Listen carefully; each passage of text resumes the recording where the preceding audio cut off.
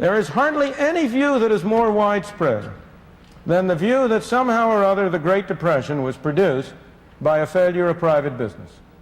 That view is held not only by those who are in favor of greater role of government, it is held by almost everybody. I venture to suggest that if you go to any bankers, the people who are here today at this banking conference, and if you talk to them, I venture to say 9 out of 10 of them, if they hadn't heard what I'm going to say, that 9 out of 10 of them would say, well, of course the Great Depression was a failure of private business. It was due to an overextension, over-speculation in the 1920s, or it was due to an excessive concentration of wealth in the hands of the wealthy at the expense of the poor in the 1920s, or it was due to speculative investment abroad, or whatnot.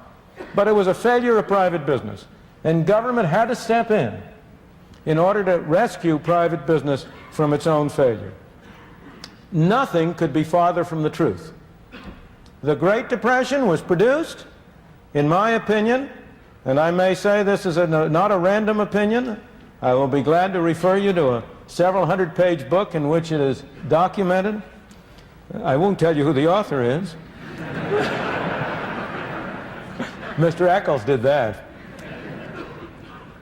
It was produced, the Great Depression was produced by a failure of government, by a failure of monetary policy. It was produced by a failure of the Federal Reserve System to act in accordance with the intentions of those who established it. It was produced by a failure of the Federal Reserve System despite the presence of knowledge on the part of many of the people in the system about the right course of action. It's interesting to speculate for a moment about why this myth is so widespread. The answer is really very simple in this case. Private enterprise has no press agents.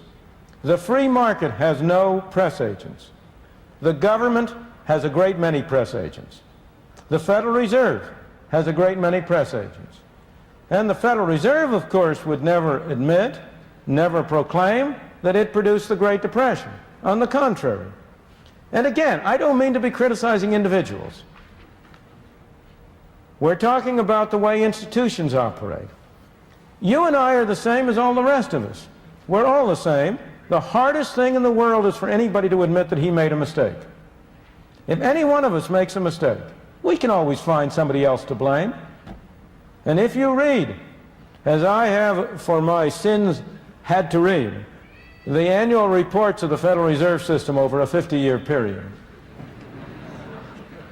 there's only one element of humor that lightens that task, and that is the cyclical fluctuation in the powers of the Federal Reserve. In a good year, when things are good, when the economy is booming, you will read that the Federal Reserve, by its wise policy, by its efficacious management of money, has produced this fine situation. However, let things get bad, and all of a sudden the tone of the annual report is different. Then you discover that despite the best efforts of the Federal Reserve, outside forces combine to produce difficulties. Even at the depth of the Depression in 1933, when, in the spring of that year, the Federal Reserve System, which had been established in order to prevent banking panics and keep banks from closing, when the Federal Reserve System itself closed its doors, and you had a banking holiday for 7 days, and when, over the previous 3 years, a third of the banks of this country closed their doors and went broke, because, in my opinion, of the poor policy followed by the Federal Reserve System. Even in 1933, if you read the annual report, you will discover how much worse things would have been if the Federal Reserve hadn't behaved so well.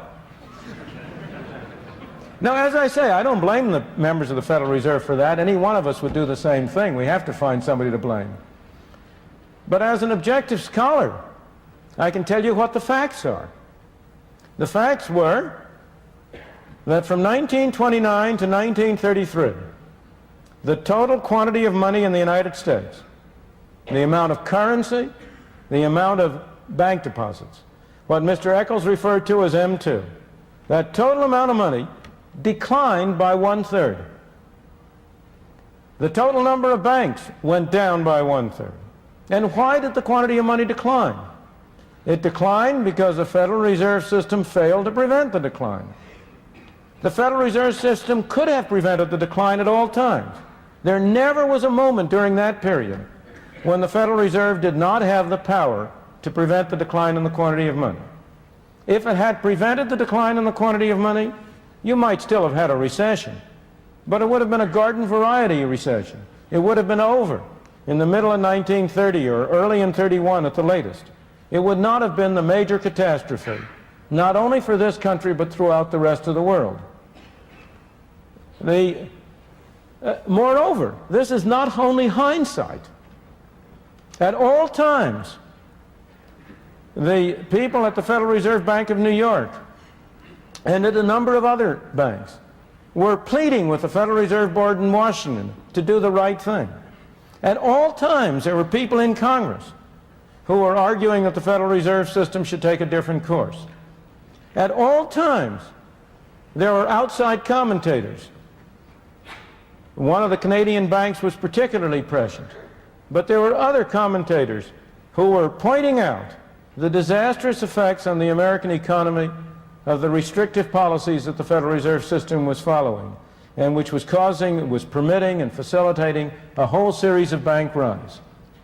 So the Great Depression was not produced by a failure of business. On the contrary, it was produced by a failure of government, and a failure of government in an area in which responsibility had been assigned to government since the founding of this country. The Constitution of the United States. It gives Congress the power to coin money and set the value thereof. And it was in the management of this fundamental function of government that government failed and produced the Great Depression. We have learned from that failure. The Federal Reserve will not fail in the same way again. This time it will fail in a different way. This time it has been failing, not by producing a Great Depression, but by producing an inflation. Because just as you will hear the story that it was business that was responsible for the Depression, so you will today hear the story that it is labor and management that are responsible for inflation. It is the same kind of a myth. Inflation is made in one place and one place only, Washington, D.C. And in Washington, D.C., the chief source, immediate source of inflation is a Greek temple on Constitution Avenue, which houses the Federal Reserve Board. An accomplice, and a major accomplice, of course, sits in the halls of Congress in Washington. They are a major accomplice because you tell them to be. The American people have been telling Congress for many years, spend more money on us, please. But they've been telling us, don't raise our taxes. Congress has been listening. It's been spending more money on you. But on the other hand, it's been very unwilling to raise taxes. As a result, it has imposed inflation as a tax. That's one tax that you don't have to vote for, but you have to pay.